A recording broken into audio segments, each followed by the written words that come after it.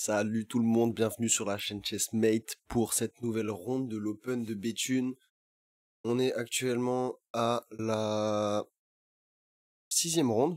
On a la sixième ronde, il en reste 3 après celle-ci. Je suis à 2,5 sur 5, 50% tout juste. Petite frayeur sur la game précédente pour ceux qui l'ont vu, mais on s'en sort très très bien par rapport à la situation dans laquelle on a fini la partie. Je suis à parier cet après-midi-là contre CB Kinopene, un jeune belge de 11 ans, 10 ou 11 ans, quelque chose comme ça. Ses pieds ne touchent pas le sol, ça m'énerve. Quand il est sur sa chaise. Il parle pas français, mais il est tout mignon. Je l'ai vu jouer plusieurs fois, enfin je suis passé plusieurs fois voir ses tables, à sa table, etc. Il était très calme, machin, très posé. Donc, rien de spécifique à dire, j'ai pas spécialement trouvé de partie, je crois, pour me préparer. Ou il me semble que je me suis juste pas préparé après la game marathon du matin. On était juste reposé entre les deux rondes. Et le petit CB, une fois que la partie se lance, qui se saisit de son pion D4, enfin de son pion D, et qui me l'envoie en D4 justement. Donc moi j'envoie D5, mon nouveau répertoire, la Slave, entre tout ce qui va être Gambidam, etc. Que je n'ai toujours pas eu dans le tournoi pour l'instant. Il m'envoie E3, donc tout de suite il dit ok, je vais avoir peu de velléité. On est quasiment, on risque d'être sûrement dans le même type de position que j'ai eu contre Papy là, où j'ai voulu forcer un truc et que j'ai fait et que j'ai fini par perdre tout seul, qui jouait très défensif, etc.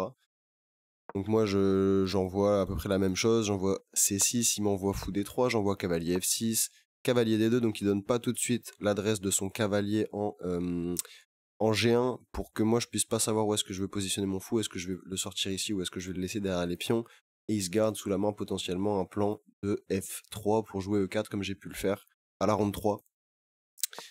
Donc j'envoie A6, c'est mon répertoire, vu que je sais pas encore, bah je fais un petit A6 coup d'attente qui va me permettre de jouer pour du B5 par exemple, ou surtout de renforcer mon contrôle de la case B5.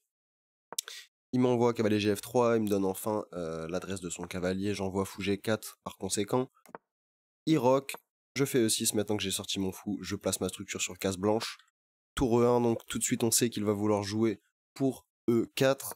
J'envoie cavalier BD7 en me disant il faut que je me développe, tout va bien, s'il fait E4, moi je vais reprendre du pion et on verra ensuite.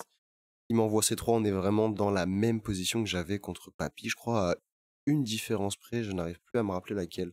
Il y a une seule différence entre les positions qu'on avait. J'envoie fou D6, E4, D prend E4, on est sur la même position quasiment qu'à la ronde 4 je crois. Cavalier prend E4, et cette fois-ci je ne perds pas mes couilles, je ne mets pas mon fou en E7, j'envoie le meilleur coup, cavalier prend E4, fou prend E4. Et là, je vais vouloir jouer trop vite et trop simplement et je vais rater le meilleur coup. Et je vais permettre à mon adversaire de me faire peur en fait, donc pour donner un petit peu de contexte, il y a mes amis qui sont venus, qui sont arrivés au matin, et donc qui sont là pour ce début de ronde, ils regardent la partie, etc. Je veux bien faire, je veux un peu les impressionner, machin, j'essaie de jouer plutôt vite parce qu'on est dans l'ouverture, tout va bien. Et je vais un peu me déconcentrer ici, je vais envisager cavalier F6, mais je vais pas spécialement le regarder, je vais dire ouais, cavalier F6, s'en fout, de toute façon il est pas spécialement bien placé, il tape contre un mur, cavalier F6 je pourrais le faire. Après, j'aurais pu regarder du dame C7, menace tout de suite, fou prend, et que ce soit fou prend ou dame prend, donc par exemple dame C7, disons qu'il fasse rien, mais si roi bouge, prend, dame prend, et je menace tout de suite de gagner un pion. Et je n'ai pas regardé non plus, donc ici, cavalier F6. Qu'est-ce qu'il fait sur cavalier F6 Il a sûrement pas envie de donner la paire de fou, donc il va devoir peut-être reculer son fou. Moi, j'ai gagné un tempo là-dessus, et maintenant, je peux faire, par exemple, petit rock. Et en fait, je vais pas trop regarder ces choses-là dans cette position, et je vais envoyer très vite rock. Me dire, ok, je mets mon roi à l'abri, et je pourrais faire cavalier F6 après, et si lui, il perd un temps en remettant son fou ici, bah, il a fait fou prend E4 pour repartir, et moi, dans tous les cas, je vais faire cavalier F6, ça va revenir un petit peu au même. Sauf que là, c'est Bekinopene qui a joué absolument tout tempo, il est au-delà du temps qu'on a pour le début de la partie, qui m'envoie encore une fois de tempo avec une énorme confiance pour son âge à 11 ans. Il m'envoie fou prend H7 échec. Et ça, c'est un coup en faisant petit rock que je n'ai même pas envisagé, sachant que c'est quelque chose que j'adore jouer. Et qu'une des conditions pour pouvoir le faire, c'est qu'on ait plus de cavalier en F6 pour le camp à la défense. Et là, je vais commencer à devenir tout rouge. Un peu la honte, j'espère que mes potes ils voient pas ma position, etc. Est-ce que c'est vraiment grave? Est-ce qu'il peut vraiment se permettre de faire ça? il a l'air de savoir ce qu'il fait, il a tout joué tempo, etc. Quand il a joué son coup, après, il m'a regardé droit dans les yeux, très confiant et tout. Ça marche vraiment. Et en fait, je vais passer 10 minutes. Je vais passer 10 minutes dans cette position. Et les 2-3 premières minutes, c'est juste pour essayer de reprendre mes esprits. Je suis un peu sonné par le coup fou prend H7. Il me fait un peu mal. Et en fait, je vais essayer de calculer, donc roi prend H7, accepter le sacrifice. Normalement, la continuation dans ce genre de choses, c'est cavalier ici. Et la ressource que je vais rater, qui fait qu'en fait, ce qu'il a fait ne fonctionne pas, c'est qu'en fait, quand il bouge son cavalier, moi j'ai un fou en G4 qui vient découvrir une attaque sur sa dame.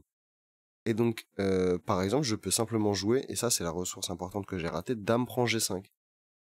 Dame prend G5, s'il fait fou prend G5 qui est le meilleur coup, j'ai fou prend D1, disons tour AD1.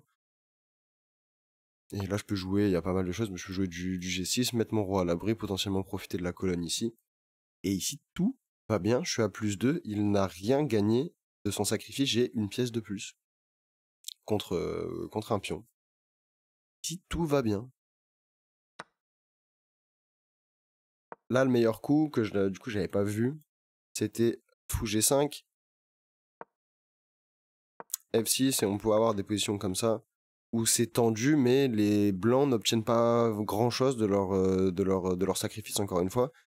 Et je sais pas, je vais pas réussir à calculer, parce que du coup, sur fou prend H7, moi je vais vraiment regarder roi prend, et en fait ce que je connais cavalier ici, et comme je vais rater la ressource dame prend cavalier, parce que je protégerai mon fou et attaquerai la dame adverse, je vais me dire, est-ce que je peux jouer roi G8? Bah non, parce que là je perds mon fou, il récupère du matos, il est déjà à l'attaque. Ça, je me dis que ça va pas. Je regarde du coup également du roi G6 parce que ça peut passer, mais pareil, là en fait il prend, et en plus de ça, il est tout de suite en face de mon roi, donc c'est pas possible.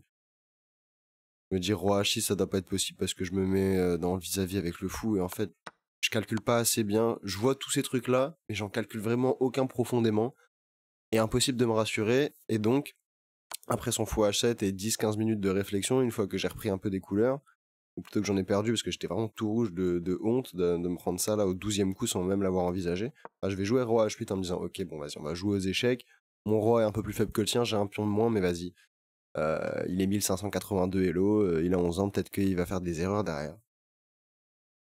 Et ça manque pas, presque tempo, une fois que je fais ça, il m'envoie fou E4. Et je pense que c'est pas le meilleur coup parce que il vient bloquer un peu sa tour, il s'expose à DF5, alors qu'il avait accès directement à la case C2 où il est sur la bonne diagonale, tout va bien toujours sur mon roc, et potentiellement une dame qui peut venir en D3 pour faire une batterie, menacer des matchs, j'ai toujours pas de cavalier en F6, etc. Et là pareil, il peut s'exposer à des cavaliers F6 où je replace mon cavalier en menaçant de récupérer la paire de fous. Donc là je vais réfléchir un petit peu, je vais dire comment je continue, est-ce que j'ai envie de faire cavalier F6, je sais pas, je vais me garder des possibilités de F5. Donc je vais envoyer dame C7, menace en 1, je menace prend et de venir prendre ce pion. Voilà, je me dis peut-être que je vais récupérer le matos comme ça et tout va bien. Il envoie dame D3. Il joue tout assez rapidement. Il m'envoie dame D3 et je me dis, j'ai l'impression que ce coup-là ne respecte pas là la position. Son fou est vraiment fermé, son fou n'a aucune case. À part celle-ci, mais si jamais il devait venir ici, je pourrais jouer du G6 et l'enfermer. Et son fou n'a pas de case, donc je vais réfléchir. Et une ressource que j'avais ratée un petit peu dans la partie contre la partie 4, la partie marathon que j'ai perdue, je vais le trouver ici sur l'échiquier sans avoir vraiment analysé la partie que j'avais fait, mais je vais le trouver du coup en pur calcul et je suis très content. Et en fait, ce que je me dis, ce qui me permet de trouver cette idée-là qui est quelque chose dont j'aurais été vachement frileux de le jouer en temps normal, c'est que j'ai perdu un pion, c'est que je suis obligé de jouer dynamique, je suis obligé de poser des problèmes à mon adversaire si je veux espérer quoi que ce soit dans cette partie. Et donc je vais aller de l'avant, je vais regarder les coups forcés, je vais regarder, ok, lui là il est bien braqué, moi je veux désharmoniser ça, et surtout j'ai vraiment cette sensation que son fou est enfermé. Et donc je vais calculer et jouer F5, qui est le seul coup dans la position, et qui est un excellent coup qui donne l'avantage au noir. Son fou ici n'a plus de case, il est tout simplement enfermé, si fou prend, pion prend, j'ai ma tour qui protège, c'est protégé, ou je pourrais même reprendre du fou pour attaquer la dame, etc. Hop là, autant pour moi. Et donc, je vais envoyer donc sur F5. Il va m'envoyer cavalier G5, qui est le meilleur coup. Ici, je prends tout simplement le matériel qu'il m'offre. Il reprend de la dame.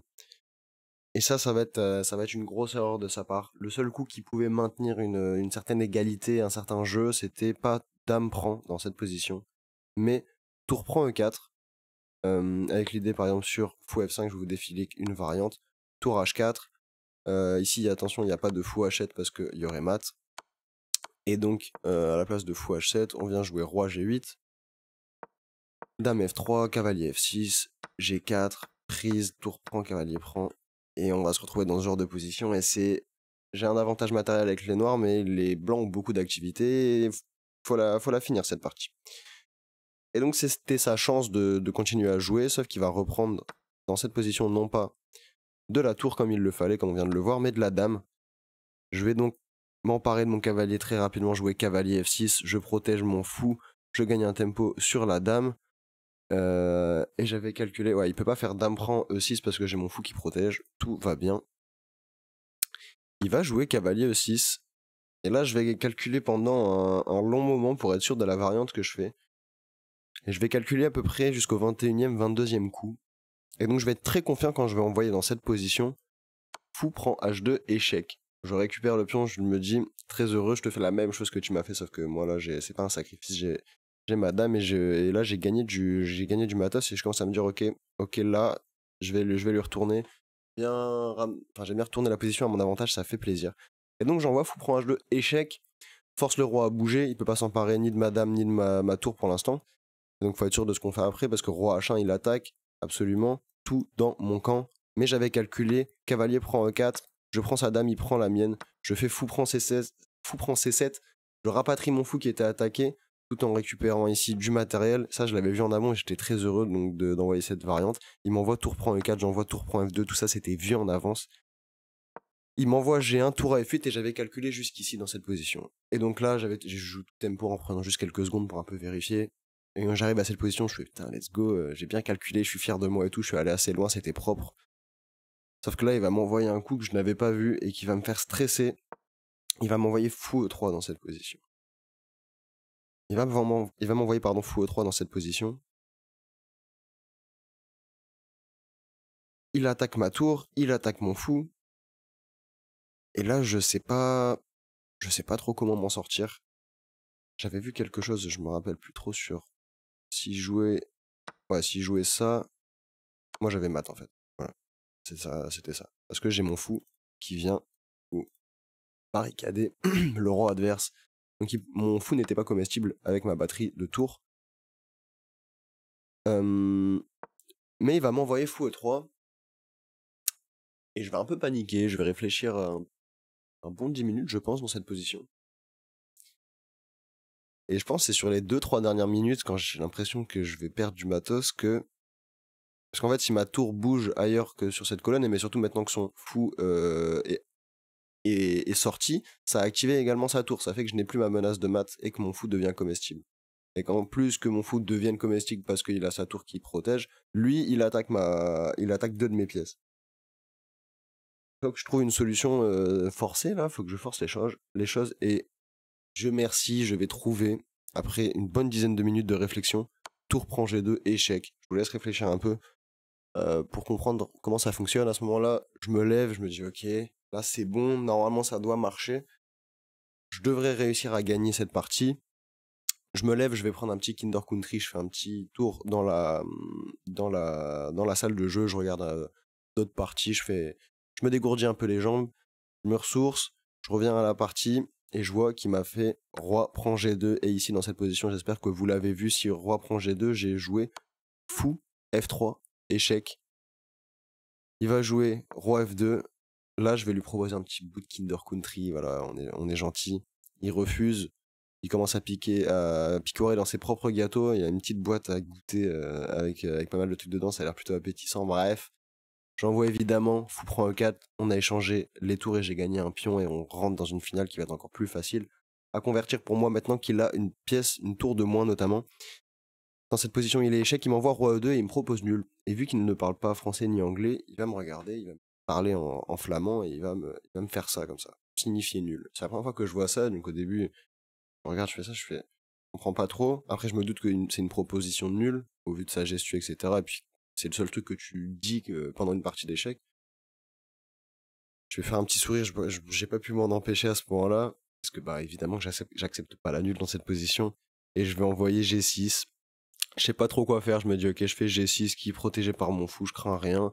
Je mets mon fou sur case blanche, donc le pion sur case blanche, donc il ne pourra pas être attaqué par son fou. Et je me crée la case G7 pour venir avec mon roi.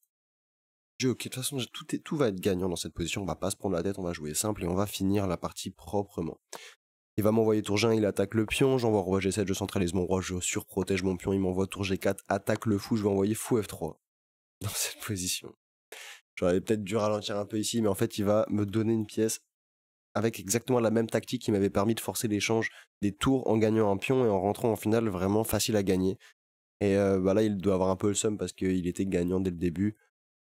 Et il se retrouve dans cette position et il a joué un peu trop vite. Et en plus, ouais, j'étais parti fumer une cigarette au moment où je joue roi G7, j'étais parti fumer une cigarette et quand je reviens et que je vois fou G4, et j'avais des amis autour de la table, tout le monde regardait un peu bizarre comme ça.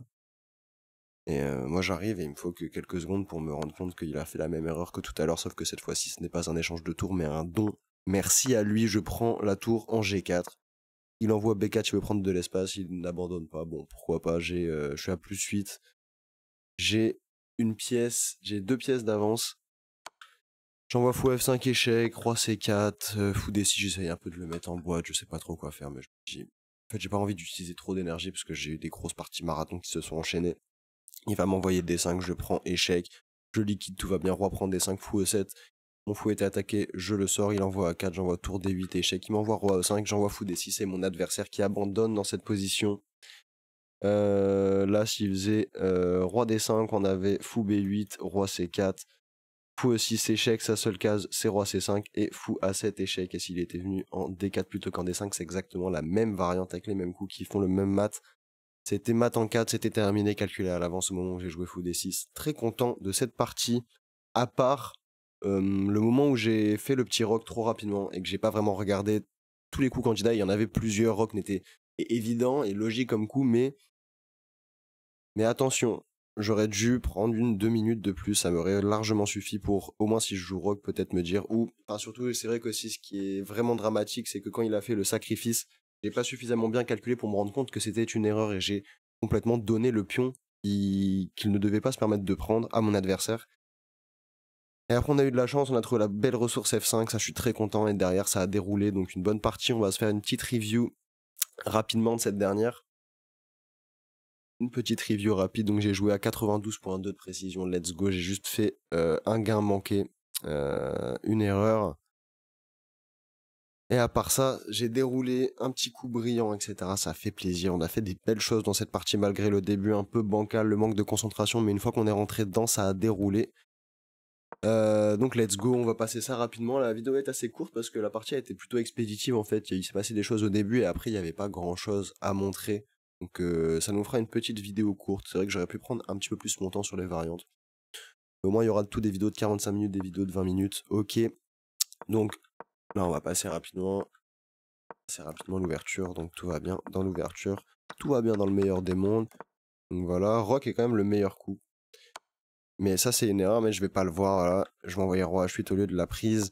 On l'a vu dans la partie, mais roi fou E4. Je suis étonné que ce soit le meilleur coup, parce que j'ai l'impression qu'il manque un peu d'espace, alors qu'en C2, il aurait été tranquille et on garde des possibilités de mettre la pression sur le roi adverse. Donc je suis un peu étonné, ok. Dame C7, dame D3, l'erreur. Et là, je vais bien le voir. Seul coup F5, je vais l'envoyer. Cavalier G5, seul coup GG à lui. Je prends le pion normal, il reprend de la dame. On a vu pourquoi c'était une erreur dans la partie. Cavalier F6, seul coup. Bien joué, cavalier prend un 6, erreur, et là, attention, ça a été vu, calculé, tout est carré, apprêtez-vous à voir que l'ordinateur va adorer ce que j'ai fait. Fou prend H2, meilleur coup, roi H1, cavalier prend E4, cavalier prend C7, fou prend, tour ici, roi G1, tour à F8, seul coup, fou E3, sacrifice de tour brillant, seul coup de la position, roi prend G2, fou F3, gagne la tour, récupère le matériel. Donc c'était super propre en fait, donc en vrai je suis vachement content de ce que j'ai pu faire dans la partie. C'est-à-dire que ce qui a été mal fait n'était pas trop dramatique, et surtout ce qui a été bien fait était vraiment bien exécuté, je trouve. Tout est bon, ouais, ça fait plaisir. C'est le genre de game qui met en confiance quand même, surtout avec la petite frayeur au démarrage.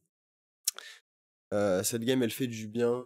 Donc j'étais à 2 ennemis sur 5, je me retrouve à 3 ennemis sur 6. On passe au-dessus de la moyenne, ça fait trop plaisir. On peut aller chercher les objectifs un peu au tournoi à base de 5 sur 9. Je serais très très heureux de faire un 5 sur 9 en voyant l'elo que j'avais sur la grille de départ. Ce serait vraiment un super résultat et en tout cas on est bien parti pour. J'espère que ça va continuer dans la prochaine partie. J'espère que cette petite partie vous a plu. Ça fait du bien de gagner.